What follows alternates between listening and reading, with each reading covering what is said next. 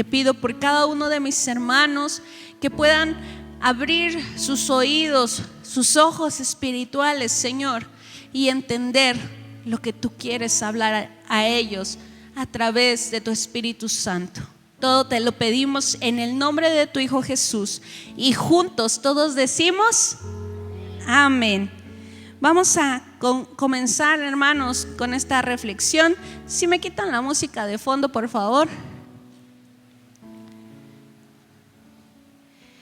Bueno, quiero contarles casi siempre, a veces nos causa gracia mi hermana, porque ella de todo lo que ve en la vida saca una reflexión y siempre dice: ay, es que mira, yo vi apenas esto y reflexioné esto, pero creo que ya estoy como ella. En la semana, justamente hace 8 días, en un tiempo de alabanza, pensaba muchas cosas. Yo no sé si a usted le ha pasado, pero la mente trabaja muy rápido, piensas muy rápido. Y mientras que estábamos en la alabanza, consideraba cómo muchas veces, lamentablemente, solamente los hijos de pastor o de las personas que están muy metidas en el servicio al Señor, en la congregación, son los mismos, son sus hijos que continúan con ese servicio más adelante. No sé si me explico. Es muy difícil que el hijo, no es imposible y no debería ser así. ¿No está muy fuerte el audio? ¿No? Es que yo me escucho acá muy fuerte. Pero es muy difícil que los hijos o los jóvenes de las personas que solo se congregan, en este caso, cada 8 días, como nosotros que nada más nos reunimos cada 8 días, más adelante entreguen totalmente su vida para servir al Señor. Es más fácil que sigan siendo, al igual que sus padres, solamente congregantes de fin de semana. Y le digo, eso no debería ser así, no es lo mejor. Pero venía otro pensamiento a mí, y es que lamentablemente el mundo, a todos o a la mayoría, nos absorbe demasiado. ¿Qué pasa con los jóvenes? ¿Tienen tiempo de venir a una reunión entre semana de puros jóvenes? A veces sí, pero a veces no, porque muchas veces tienen que hacer su servicio social. Pensaba en un hermanito de la congregación, tiene que hacer su servicio social, tiene que seguir sus estudios, y eso para llegar a su servicio y luego para llegar a la escuela, y le quedan muy pocas horas en el día.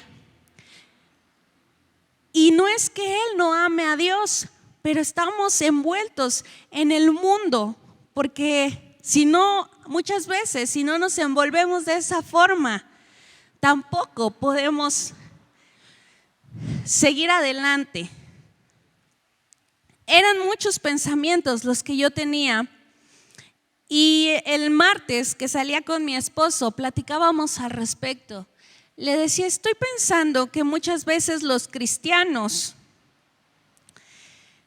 no recuerdo exactamente por qué salió, iba ligada a los pensamientos que les acabo de contar, pero eso salió de otra cosa. Pero le decía, ¿has pensado que muchas veces los cristianos, y digo cristianos entre comillas, porque muchas veces solo nos decimos cristianos, pero no somos verdaderamente seguidores de Cristo? Porque eso es un cristiano, ¿está de acuerdo? Muchas veces solamente somos una subcultura en la cultura general. Le voy a leer qué es una subcultura, la definición de subcultura. La subcultura es aquel grupo de personas con creencias y comportamientos que los hacen diferenciarse de la cultura predominante, de la que también son parte. Otra vez se lo leo. La subcultura es aquel grupo de personas con creencias y comportamientos que los hacen diferenciarse de la cultura predominante, de la que también son parte. Y muchas veces los cristianos somos una subcultura, pero solamente, como lo dice aquí, porque somos diferentes en nuestros comportamientos. y en algunas creencias de la cultura general, pero realmente nuestros corazones son iguales a los del mundo allá afuera. Muchas veces sí somos cristianos y solamente los cristianos hacen diferente que de los de allá afuera que no bailan, ¿no? Pero ahora se ha puesto de moda que ponemos las alabanzas más brincadoras y aún así hacemos una ruedita y sacamos la batucada y todo eso. Y no digo que eso esté mal, pero digo, queremos hacer las cosas diferentes, pero las hacemos iguales. Mejor que ya pongamos una salsa para movernos bien sabroso. Bueno, ese es otro tema. Y bueno, el cristiano no dice groserías. El cristiano no dice groserías. O el cristiano no hace tal y cual cosa. Pero ¿qué pasa? En su corazón, el cristiano, igual que el de allá afuera en el mundo, ama el dinero, ama una buena posición, ama y anhela que sus hijos, que sus familias, que sus descendientes también tengan una buena posición económica. Y ahí lo ligamos, ¿verdad? Lo que les decía, muchas veces solamente el pastor y su esposa tienen el anhelo de que su hijo también entregue toda su vida al Señor. Pero ¿qué pasa con los que estamos sentados? Mi principal anhelo es que mi hijo a veces llegue a la posición más alta en la empresa y que él sea lo que yo no fui y que él tenga lo que yo no tuve. Y pensaba en eso, y por eso a esta reflexión le puse tribu urbana. No tiene nada que ver. Las tribus urbanas son otros grupos de miembros con cierta forma de vestir, también ciertas creencias. Por ejemplo, los reggaetoneros pueden ser una tribu urbana, los emos que ya no existen, y esas son tribus urbanas. Pero muchas veces nosotros también como cristianos, más que ser diferentes espiritualmente, en nuestro corazón solamente somos una tribu urbana más, solamente somos una subcultura en el mundo. ¿Lo ha pensado? Y eso me hacía pensar también en una historia en la Biblia. ¿Y por qué no abre su Biblia ahí en Génesis capítulo 11?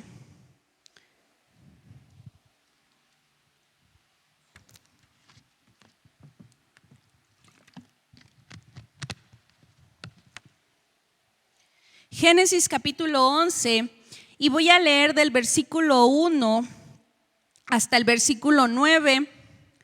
Mi Biblia es Nueva Traducción Viviente, y ponga mucha atención.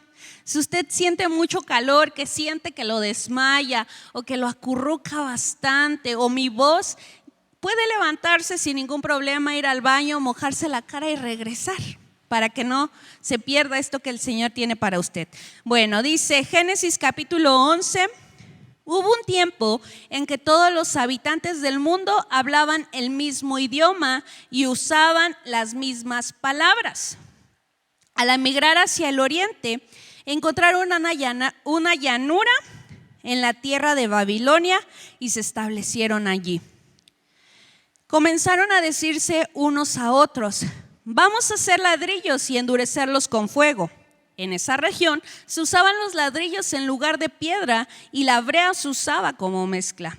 Entonces dijeron: vamos, construyamos una gran ciudad para nosotros con una torre que llega hasta el cielo. Eso nos hará famosos y evitará que nos dispersemos por todo el mundo. Pero el Señor descendió para ver la ciudad y la torre que estaban construyendo y dijo: miren, la gente está unida y todos hablan el mismo idioma. Después de esto, nada de lo que se propongan hacer les será imposible.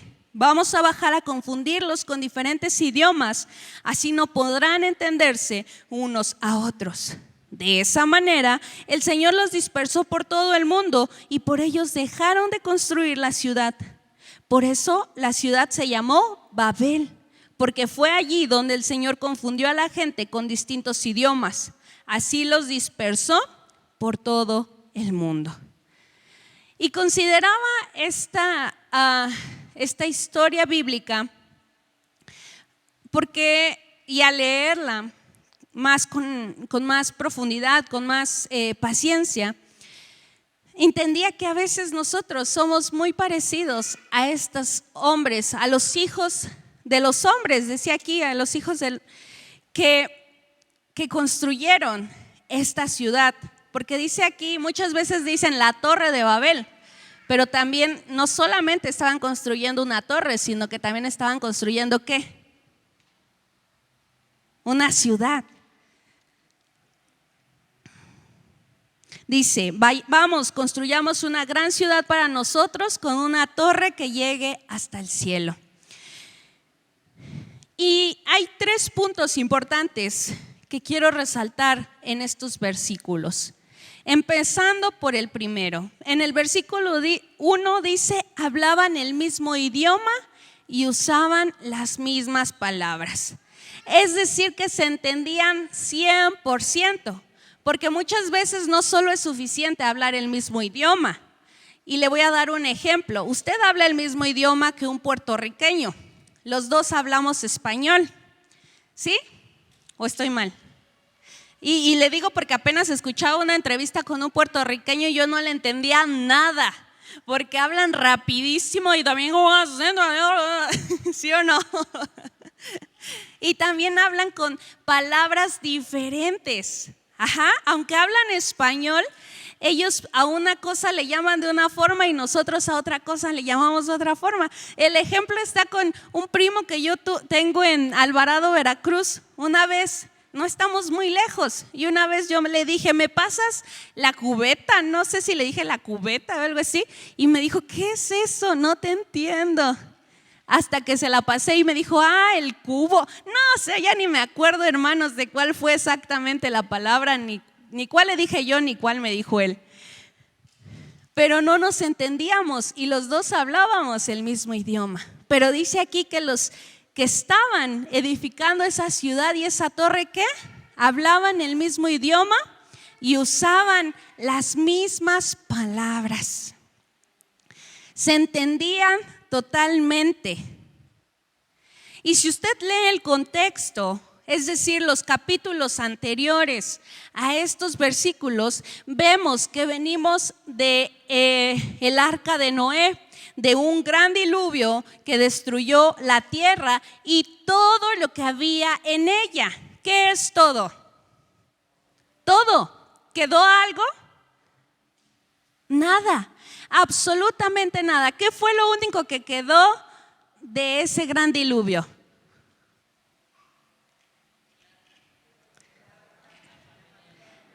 El arca y todo lo que había dentro de ella.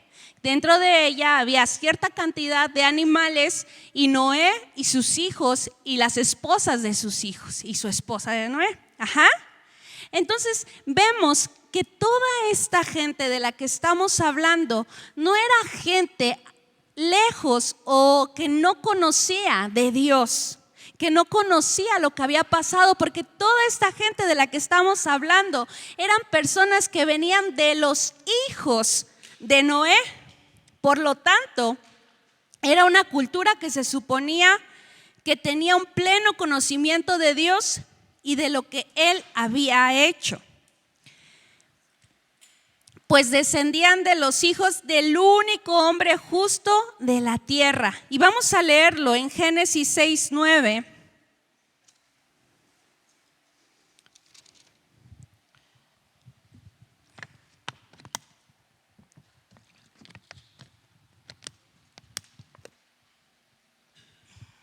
Dice así.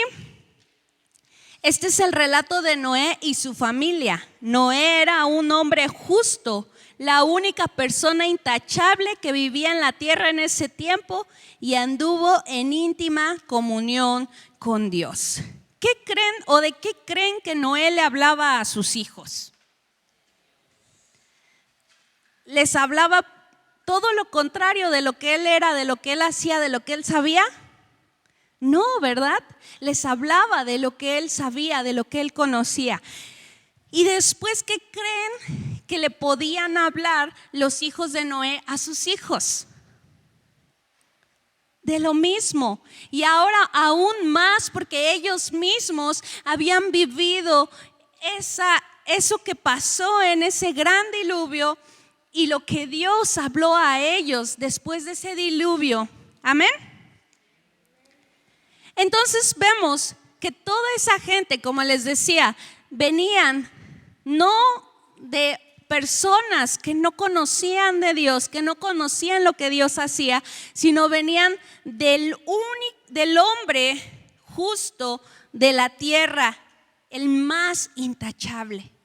Entonces ellos obviamente conocían quién era Dios, qué había hecho Dios. Luego en el verso 2 dice: al emigrar hacia el oriente encontraron una llanura en la tierra de Babilonia y se establecieron ahí. Ahorita se va a acordar de sus clases de geografía. ¿Qué es una llanura? ¿Se acuerda? Yo tampoco me acordaba. Una llanura es una explanada muy espaciosa y una de las características o de las ventajas que tiene una llanura es que es tierra muy fértil. Es buena para el ganado, es una tierra buena para vivir. Entonces dice que todas estas personas encontraron una llanura y se establecieron en ella. Buscaron un lugar donde estaban cómodos, yendo deliberadamente contra la instrucción del Señor. Y aquí no lo hemos leído, pero ahorita te voy a decir cuál fue la instrucción del Señor inmediatamente de que Noé y su familia bajó del arca. En Génesis capítulo 9, versículo 1,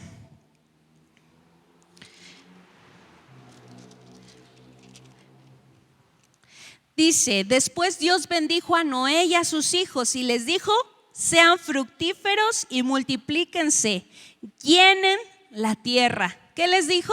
Lo quiero escuchar, dígalo usted bien fuerte. Sean fructíferos y llenen la tierra. Esa fue la instrucción que dio Dios a Noé y a su familia. Pero vemos aquí que años después,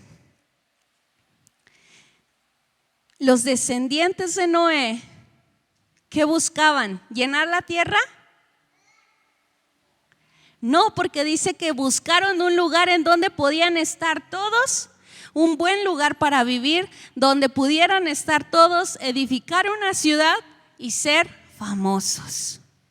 Entonces, como les decía, aquí vemos que deliberadamente ellos estaban desobedeciendo la instrucción del Señor. Pues según el contexto del pasaje, vemos que de los hijos de Noé se esparcieron las naciones de la tierra después del diluvio. Estaban distribuidos en tribus distintas y se había decidido que por qué camino habían dirigirse cada una para establecerse. Se había dicho: tú con tu tribu te vas para allá, tú con tu tribu te vas para acá, tú con tu tribu te vas para allá y tú con tu tribu te vas para allá. Todos hacia diferentes lugares. ¿Para qué? Para que llenaran la tierra.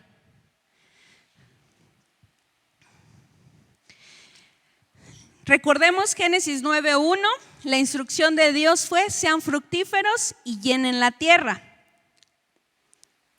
Aunque según este pasaje es evidente, podemos ver, según este pasaje, cómo los hombres no estaban dispuestos a dispersarse hasta ciertos lugares, hasta tantos lugares distantes.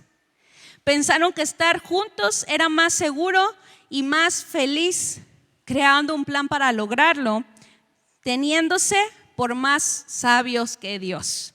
Tal vez ellos pensaban: no, pero es que es ilógico que somos tan poquitos y nos tengamos que ir a lugares tan alejados unos de otros. Pues como que Dios no sabe muy bien, es que pues Él no está aquí abajo con nosotros y Él no tiene miedo ni frío en las noches, ¿no? Entonces deliberadamente ellos ellos pensaron que tenían una mejor idea y comenzaron a edificar una ciudad en una llanura, en donde estaban cómodos para vivir todos juntos.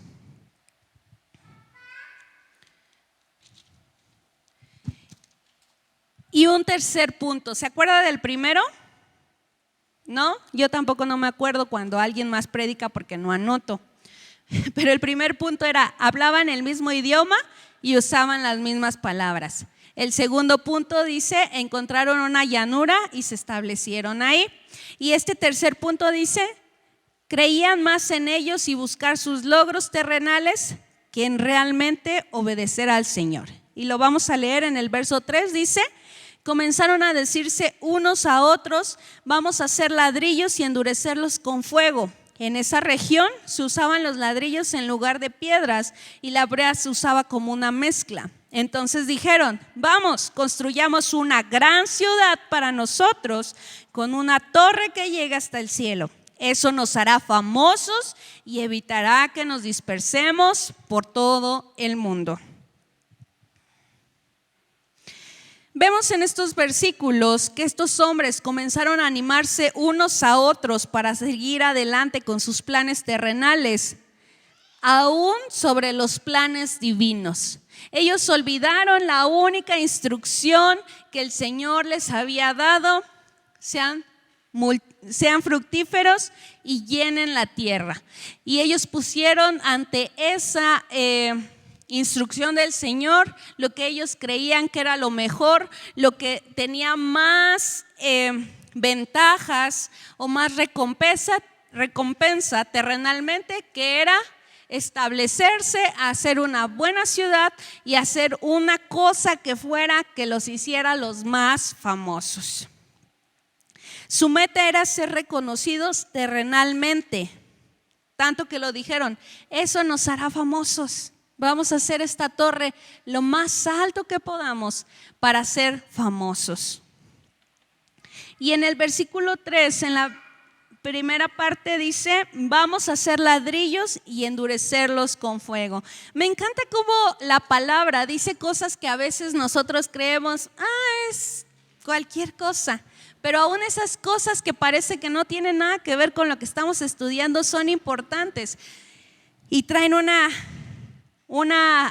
también una enseñanza a nuestra vida. Y dice que en esa región se usaban ladrillos en lugar de piedra y la brea se usaba como mezcla. Eso se usaba porque era una llanura, era difícil encontrar piedras. Entonces, para construir no podían usar piedras porque no estaban tan cerca, pero sí podían hacer ladrillos. Y para hacer ladrillos, esos no los encontraban así en cualquier lugar como una piedra. Tenían que hacerlos, coserlos también. Y vemos aquí que ellos estuvieron dispuestos a usar nuevos recursos y más difíciles de obtener para cumplir su propósito. No les importó buscar la comodidad para continuar. Muchas veces, y más adelante quiero que veamos la aplicación, pero desde aquí podemos empezar a verla. Para cumplir sus propósitos terrenales, a ellos no les importó trabajar un poco más. ¿Se dan cuenta? Les digo, no encontraban las piedras, pero se pusieron a trabajar a hacer ladrillos. Y no les pesaba porque querían, y ellos tenían una meta, querían hacer algo terrenalmente. ¿Y cuántas veces nosotros somos iguales? Y aquí empieza a entrar, qué malos son. Pero muchas veces nosotros somos iguales, no somos muy diferentes a todos estos hombres de los que estamos hablando. ¿Cuántas veces para conseguir nuestras metas terrenales no nos importa trabajar y bastante? Pues es que me quiero comprar un carro del año, pero para eso necesito trabajar 2 horas extras diarias. Y lo hacemos.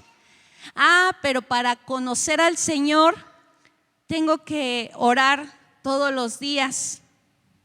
Y ahí no podemos invertir 10, 15 minutos antes de salir para el trabajo porque son las 5 de la mañana. ¿Cómo crees? Son las 5 de la mañana, ¿cómo me voy a poner a orar? Muchas veces somos de la misma forma, ¿verdad? Que los hombres de los que hablamos. Estamos dispuestos a usar nuevos recursos y más difíciles de obtener para cumplir nuestros propósitos terrenales. No buscamos la comodidad. Bueno, en este trabajo me tengo que levantar más temprano porque tengo que ir más lejos y salgo más tarde, pero me pagan mucho más y así me puedo comprar lo que yo quiero. Está bien, vale la pena, decimos. Pero para servir al Señor me tengo que levantar más temprano para ir el domingo. Ay, no, qué flojera. Ahí no queremos sacrificar nuestra comodidad. Muchas veces pasa.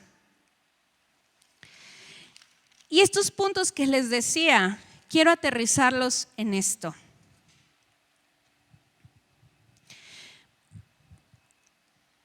Los hombres de los que estamos hablando, que querían construir esa gran ciudad y esa gran torre, seguían siendo parte de la misma subcultura.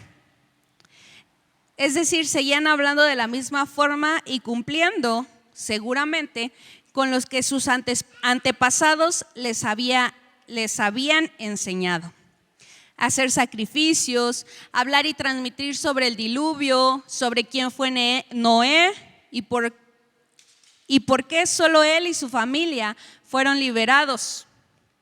Pero su corazón realmente estaba lejos de querer servir y obedecer a Dios. Y aquí es donde yo empato lo que les comentaba al principio con esta historia de los hombres de la ciudad de Babel.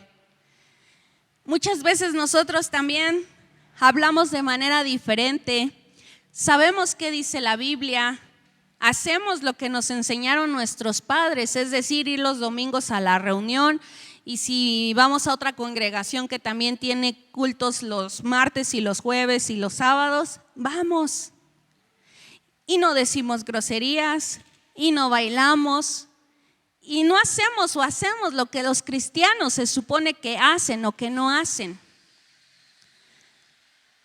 Pero nuestro corazón realmente está lejos de Dios, de querer servirle y de querer obedecerle. Así como estos hombres buscaron y trabajaron y sabiéndolo todo, decidieron ir contra el mandato de Dios. Nosotros vivimos de esa forma. Venimos los domingos, pero la vida se nos va cada día en trabajar para tener el dinero suficiente para comprar todo lo que queremos. Y abrimos la Biblia solamente el martes porque el hermano dijo que leyéramos un versículo. Y se nos van nuestros días, las horas de nuestros días en alcanzar logros terrenales. Y como les dije al principio, no está mal porque para caminar en este mundo es necesario hacer ciertas cosas. Pero qué tan bueno es que se nos vaya la vida en eso. ¿Realmente somos templo del Dios viviente? Vamos a 2 Corintios, versículo 6.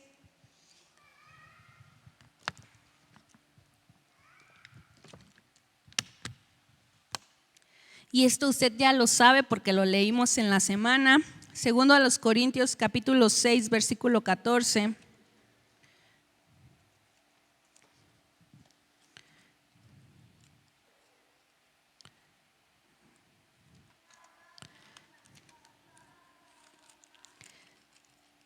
¿Y por qué no se pone de pie? 2 Corintios, capítulo 6, versículo 14. Vamos a leer del 14 al 18. Mi Biblia es Nueva Traducción Viviente. Si usted no trae Nueva Traducción Viviente, puede leerlo en la pantalla y vamos a leerlo todos juntos. Dice así: no se asocien todos juntos. No se asocien íntimamente con los que son incrédulos. ¿Cómo puede la justicia asociarse con la maldad? ¿Cómo puede la luz vivir con las tinieblas? ¿Qué armonía puede haber entre Cristo y el diablo? ¿Cómo puede un creyente asociarse con un incrédulo? ¿Y qué clase de unión puede haber entre entre el templo de Dios y los ídolos? Pues nosotros somos el templo del Dios viviente. Como dijo Dios, viviré en ellos y caminaré entre ellos. Yo seré su Dios y ellos serán mi pueblo. Por lo tanto, salgan de entre los incrédulos y apártense de ellos, dice el Señor. No toquen sus cosas inmundas y yo los recibiré a ustedes y yo seré su padre y ustedes serán mis hijos e hijas, dice el Señor Todopoderoso. Puede tomar su lugar nuevamente. Y en la semana, haciendo nuestro estudio bíblico, esto me hacía también pensar y me reafirmaba de qué forma realmente debemos conducirnos los que somos o los que nos decimos ser cristianos y por qué razón. Porque somos templo del Dios viviente. Muchas veces asociamos estos versículos y se los decimos mucho a los jóvenes del yugo desigual y decimos no se asocian íntimamente con los que son incrédulos y le decimos así a los jóvenes y sí es una realidad. Pero muchas veces nosotros y en otro tipo de relaciones también nos asociamos íntimamente con los incrédulos, con el mundo. Dice aquí, ¿cómo puede la justicia asociarse con la maldad? ¿Cómo puede la luz vivir con las tinieblas? Estas preguntas son preguntas que nos hacen reflexionar y que nos enfatizan el propósito de estos versículos y de la instrucción de Dios para tu vida. No hay forma, hermano, que tú estés en el mundo y que estés con el Señor. Y en otras palabras, en otras partes de las escrituras se dice lo mismo con otras palabras, que no puedes servir a dos amos. Y constantemente vemos esa instrucción en la Biblia. No podemos ser cristianos solamente por hacer o no hacer ciertas cosas y nuestro cuerpo y nuestra boca son cristianos, pero nuestro corazón es totalmente mundano. No hay ninguna relación en eso delante del Señor. Y claro, eso involucra las personas. Dice aquí claramente, no se asocian íntimamente con los que son incrédulos. Hacíamos esa... se me fue la palabra. Especificación, no. Bueno, hablábamos que aquí no dice que no le hables a los incrédulos, pero dice no te asocies íntimamente. Esa distinción, no, era otra palabra, pero aquí no dice que no les hables, sino que dice que no te asocies íntimamente. Y vuelvo a lo mismo, no se refiere a asociarte íntimamente, no solamente viene con una pareja, que ahí es la mayor intimidad que puedes tener. También habla de esas amistades. Hermanos, no está bien, no es correcto que tu mejor amigo sea alguien del mundo. Porque lamento decirte que es más fácil y más seguro que él te jale a lo suyo que tú lo jales a lo tuyo.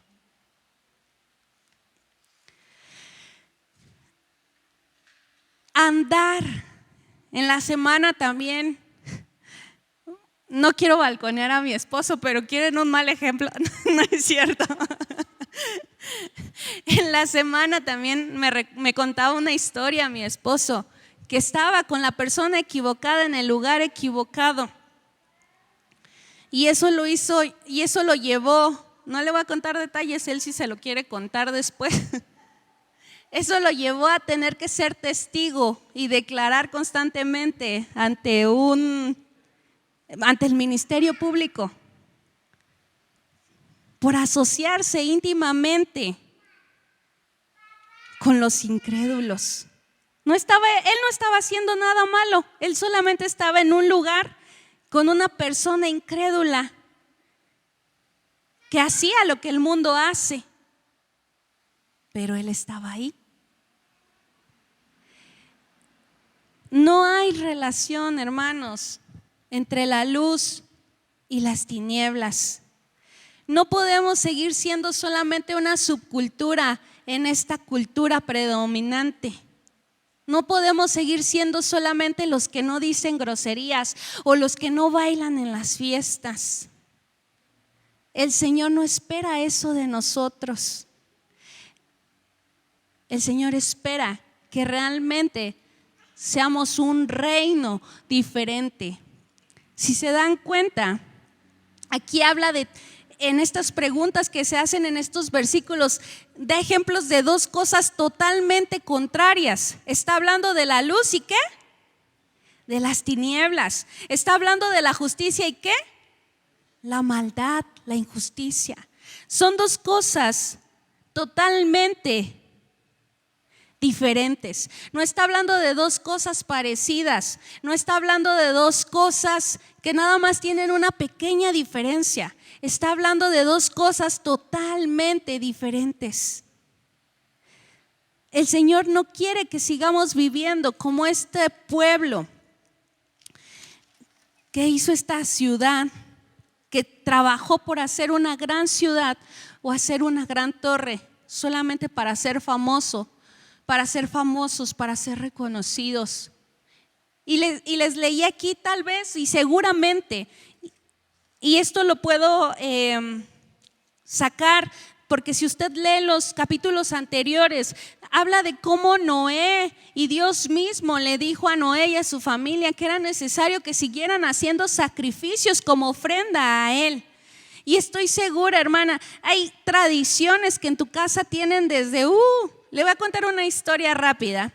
Y esto es para que luego a las historias nos hacen estar más atentos que la misma palabra. El chisme, ¿verdad? A todos nos llama el chisme más. Cierto matrimonio, recién casados, estaba la mujer cocinando en casa y llega su esposo y le dice: oye, he notado que cada que tú cocinas un bistec o un pedazo de carne le cortas las orillas. ¿Por qué lo haces?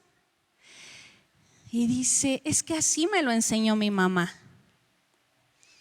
Bueno, era curioso el marido y llega con su suegra y le dice: oiga, suegra, ¿por qué usted corta las orillas de la carne del bistec cuando lo va a cocinar? Y dice: es que así me lo enseñó mi mamá.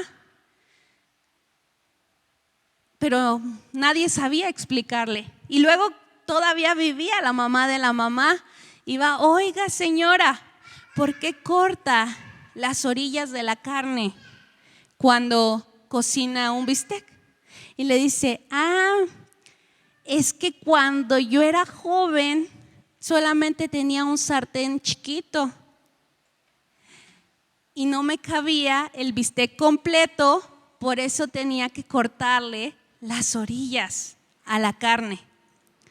¿Era algo funcional ya para la mujer del marido?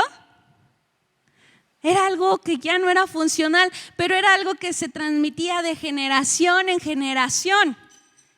Y era algo que tomaban una lección sentadas las mujeres de la casa o los que cocinaran. Cuando vayas a cortar, ¿pasaba así? ¿Por qué lo hacían? Porque lo veían. Yo veo que mi mamá hacía esto cuando cocinaba, pues ahora yo también lo hago. Es lo mismo. Aquí podemos ver que esta gente, estos hombres que estaban edificando esta ciudad, sabían y vivían de cierta forma porque ellos veían desde Noé, los hijos de Noé, y así se iban generación tras generación. Veían cómo era sacrificarle ofrendas al Señor, veían y escuchaban quién era Dios y por qué había destruido la tierra con agua, pero aún así su corazón estaba totalmente lejos de querer servir y obedecer a Dios. Y estoy por terminar, hermanos.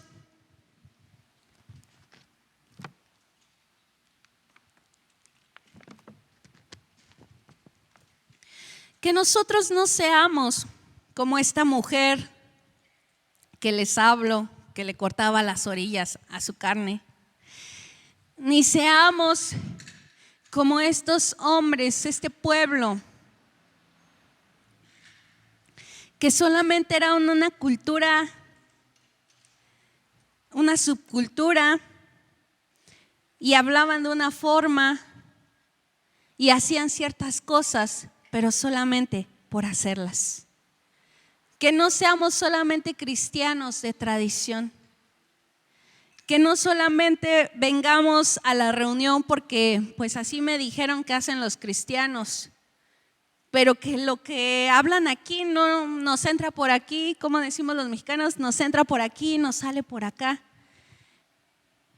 Que solamente en nuestra escuela o en nuestro trabajo saben que somos cristianos, no porque brillamos en compasión, en amor y en más cosas, tan solo en el fruto del Espíritu Santo, sino porque nada más no decimos groserías o no bailamos cuando nos invitan a sus fiestas. No hay comunión entre la luz y las tinieblas. Es clara la instrucción del Señor que no debemos asociarnos íntimamente con los incrédulos. Tu mejor amigo no puede ser un incrédulo, hermano. Debemos ser realmente ese templo del Dios viviente. ¿Qué palabras? Y con esto termino, pon mucha atención, qué palabras tan hermosas, tan profundas son las que dice segunda a los Corintios, versículo 6, versículo 16, 17 y 18. ¿Y qué clase de unión puede haber entre el templo de Dios y los ídolos? Pues nosotros somos el templo de Dios viviente, como dijo Dios. Viviré en ellos y caminaré entre ellos. Yo seré su Dios y ellos serán mi pueblo. Por lo tanto, salgan de entre los incrédulos y apártense de ellos, dice el Señor. No toquen sus cosas inmundas y yo los recibiré a ustedes y yo seré su padre y ustedes serán mis hijos e hijas, dice el Señor Todopoderoso. ¿Te fijas cómo inicia estos versículos donde Dios mismo vive en ti? ¿Qué comunión hay entre el templo de Dios y los ídolos? Un ídolo no se refiere solamente a lo que a veces nosotros pensamos que son esas figuras de yeso, de porcelana, no sé de qué son hechas. Un ídolo es todo aquello que tú pones ante Dios. Un ídolo puede ser una persona, un ídolo puede ser tu trabajo, un ídolo puede ser el dinero. No hay unión entre el templo de Dios que eres tú y eso. La vida, hermano, no se te puede ir en eso. No debes ser solo diferente por hacer o no hacer ciertas cosas. Eso es lo que quiero que entendamos todos. Debemos ser diferentes porque se nota que nuestro corazón está totalmente rendido a la voluntad de Dios. Que si Dios te ha mandado dejar de estar con cierta persona, realmente lo hagas. Que si Dios te ha mandado a dejar de hacer cierta cosa que te aleja de Él, dejes de hacerlo. Somos el pueblo de Dios. ¿Cuántos son el pueblo de Dios? Diga un fuerte amén. Póngase de pie.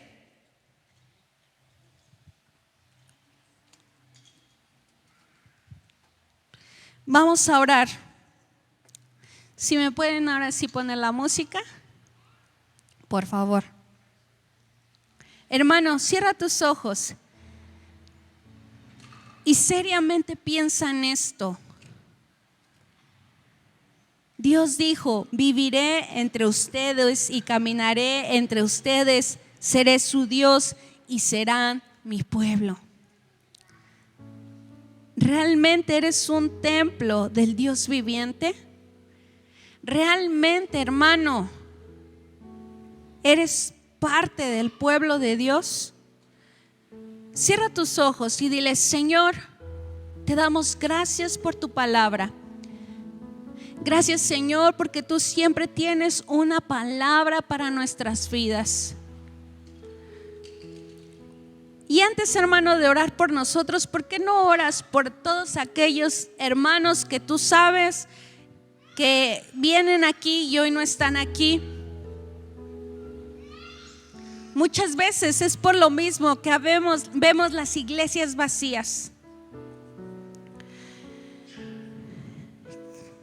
que realmente muchas veces Dios no es nuestra prioridad.